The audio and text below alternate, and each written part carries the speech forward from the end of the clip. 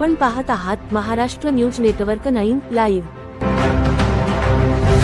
आज आपण प्रचारचा जो नारळ फोडलेला आहे त्यानिमित्त आपण काय सांगणार आहात? प्रभाग क्रमांक 19 त्या चारही उमेदवाराचा आज प्रचाराचा नारळ फुटलेला आहे।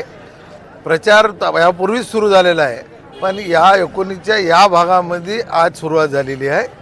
महाराष्ट्रात देवाभाऊचं सरकार, केंद्रात नरेंद्र मोदी साहेबांचं सरकार आणि महानगरपालिका नांदेडमध्ये अशोकराव चव्हाण साहेबांच्या नेतृत्वामध्ये पूर्णच्या पूर्ण जागा आमच्या स्पष्ट बहुमत भारतीय जनता पक्षाचं येऊन तिथं भारतीय जनता पक्षाचाच महापौर होणार, यात आम्हाला कोणतीही शंका नाही।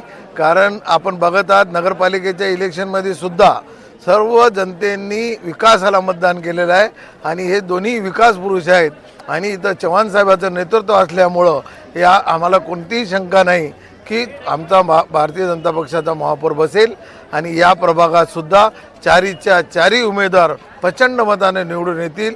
हा जनतेचा विश्वास आहे, जनतेचं प्रेम आहे, जनतेचा आशीर्वाद आहे आणि सर्व उमेदवार जमिनीवर राहणारे, काम करणारे, जनतेत मिसळणारे असे उमेदवार चव्हाण साहेबांनी सर्वे करून त्यांना देण्यात आलेला आहे। त्याच्यामध्ये तीळमात्र शंका नाही।